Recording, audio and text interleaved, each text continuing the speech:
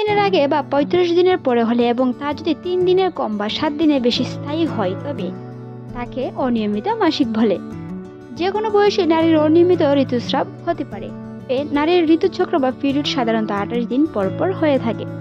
২৮ দিনের এবং ৭ দিনের আগে বা পরে অর্থাৎ ২১ থেকে ৩৫ দিন পর পর তাও যদি নিয়মিত ব্যবধানে হয় তাহলে তাকে স্বাভাবিক হিসাবেই ধরা হয়ে থাকে। তবে ২১ দিনের আগে বা ৩৫ দিনের পর হলে এবং তা যদি ৩ দিনের কম বা ৭ দিনের বেশি স্থায়ী হয় তখন তাকে অনিয়মিত ঋতুচক্র বলা হয়ে থাকে।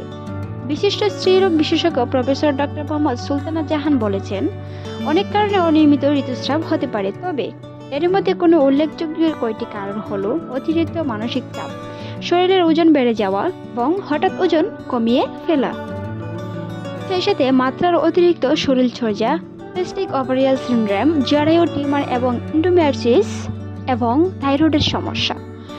জন্ম নিয়ন্ত্রণ পিল এবং কপার টিও ব্যবহার করা। যেসব মায়েরা সন্তানকে বুকের দুধ দেন কিশোর বয়সে ইন্ড্রোজেন কিংবা প্রজেস্টেরন হরমোনের তারুণ্যেরও সমস্যাও হতে পারে, তবে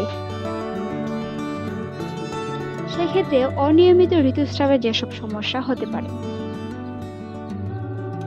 এক মাসে রক্তপাত বেশি তা অন্য মাসে একেবারে কম হতে পারে, বেশি সময় ধরে রক্তপাত হওয়া এবং পরিমাণের বেশি রক্ত যাওয়া, সন্তান ধারণের ক্ষমতা কমে যাওয়ার ঝুঁকি, কিছু ক্ষেত্রে অকাঙ্ক্ষিত গর্ভধারণ, মানসিক প্রশান্তি এবং মেজাজ খিটখিটে হওয়া।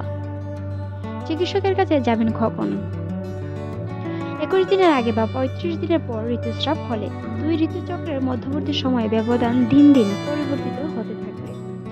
পিরিয়ডের স্থায়িত্ব যদি ৩ দিনের কম বা ৭ দিনের বেশি হয়, ঋতুস্রাবের সময় যদি অতিরিক্ত রক্তপাত এবং পেটে অসহ্য ব্যথা অনুভূতি হয়ে থাকে, বছরে ৩ বার বা তার কম ঋতুস্রাব হলে। প্রতিরোধ: স্বাস্থ্যকর জীবনযাপনের গুরুত্ব দিতে হবে, মানসিক চাপমুক্ত থাকুন, অতিরিক্ত উদ্বেগ পরিহার করুন এবং ওজন নিয়ন্ত্রণে রাখুন।